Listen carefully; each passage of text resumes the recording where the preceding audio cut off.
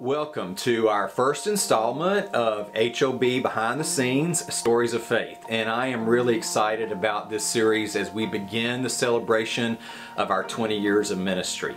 And what we're going to be doing in these videos is just sit down conversations with people who have been a part of this, either some of our partners, some of our missionaries, and even some of our contributors, some of those who've adopted, just people who have intersected our ministry and been impacted in a way that it's brought about some life change. So our prayer is that as we continue in this series that we just have an opportunity to really celebrate what God's done, but also really remember, like Scripture talks to us about doing, and maybe find some encouragement for those of you out here who are part of this family by getting to learn more about some of the stories that have led us to where we are.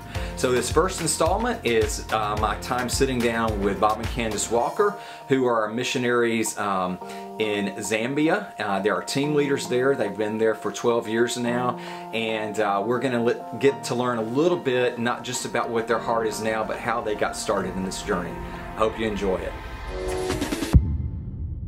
So I'm here having a conversation with Bob and Candace Walker today in Zambia, where they have been living since 2006 as part of the ministry team for Heart of the Bride. And as we're just looking back and celebrating what God's done over the last 20 years, this is a great time for us to talk about a couple of memories. So you guys have been out here a long time. Tell them a little bit about what your ministry is, or a synopsis. Okay. Well, we focus on working with street kids in Zambia, and specifically in Kitwe. And there's about 300 kids at any given time on the streets. So we have a residential program, and we have an outreach program to children who live on the streets. Yeah, and you have a ministry team here of Zambians and also missionaries. So tell us a little bit about the number of people you help oversee or lead. Well, we have about I guess about 25 people in our staff meetings, 20 to 25 people in our staff meetings. So we have a big team, and everybody contributes to things that are really vital for the ministry, so it's a good bunch. So sitting here this week and getting to just, talk and pray and dream about things that are going on in the ministry right now, it's also really kind of exciting to look back and think about when this didn't exist. And so I am interested, as we talk about history, and maybe you guys sharing a little bit about how we knew each other and how you got pulled into this. Well, you were the minister of music at Rocky Bayou Baptist Church, and we were members there. That's the first recollection I have of how we got to know Tony. And that dates back almost 20 years, probably. Wow. I don't know. Yeah. Close, yeah. And I think you had started Heart of the Bride, but not full time. And then at some point it got big enough that you stepped down as the music minister, and people, it actually became a little bit better known. People expressed an interest in helping build orphanages and things like that. So we had an interest in being involved somehow. We just weren't sure how. And then the next thing I know, Tony was coming and asking if we would consider going to Zambia. I had to look at a world map to find out where Zambia was. Well, and I'm glad you did. So, Candace, why don't you talk a little bit about what was going on in your hearts at that time to put you in a position to actually be open to that? Yeah, I think we had a passion to work in ministry, and we had actually been in ministry for most of our married life and took a break. We were working at Camp Tempucci, and but we had been really asking God to help us start a Christian youth camp, and that was our vision for families and youth, and we kept pursuing it for like 7 years and kept running into walls, and we finally got to a place where we realized God just wanted us to surrender ourselves. And when we got to that place, we were in the middle of like our third round of doing the Experiencing God study, and just really being stripped away from things and options, then we were both really in a humble place and just seeking the Lord and saying, Lord, whatever you want us to do, we're ready, and we're not going to try to pursue anything. We're just going to wait for you to come to us with it. Yeah, the big change was us approaching God for years saying, this is our plan, can you bless that, versus stepping it back and saying, we don't have an agenda anymore, we're just open to whatever you have for us.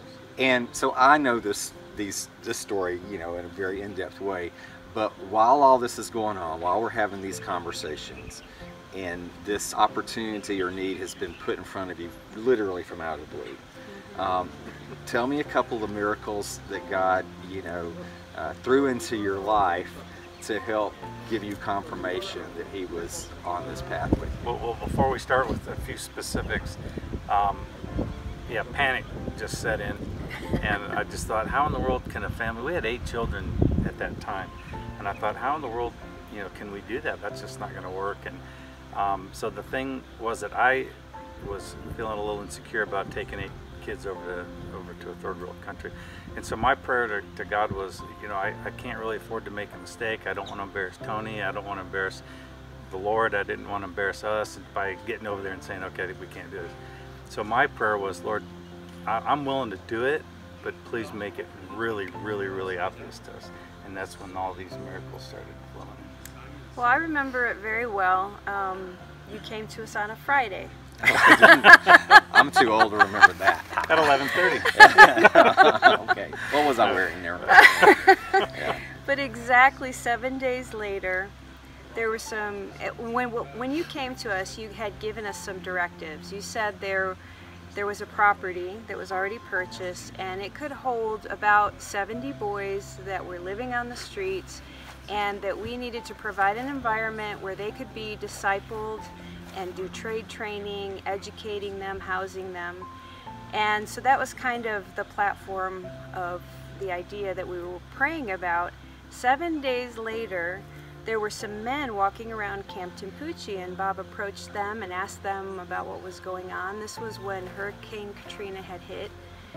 And when he had that conversation with them, they were explaining to him that they had permission from the university, and they were going to bring 70 inner city boys to the campus where we lived, and they were going to be discipling them, teaching them a trade, educating them, and housing them. And it was just there's no way that could be a coincidence. You know, that was our first really hard, definite sign God was serious about this. So that was one of the things. Well, and you know, I know there's lots of things, but it's awesome to be able to share that story with a whole new group of people, because it's the same God that we're calling on now.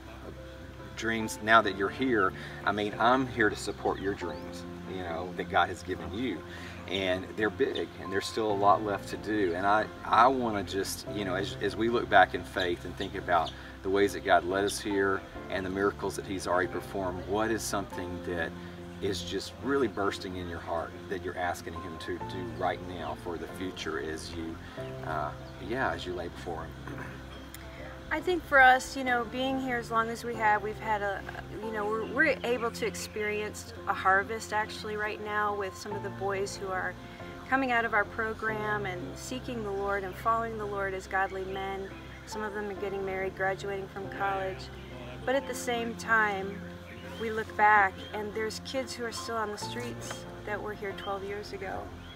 And I think for us is that we're asking the Lord for vision to be able to extend our reach, expand our tents and strengthen the cords, and to give us the means, the vision to be able to help more of those kids that are on the streets still not getting any chance of rescue.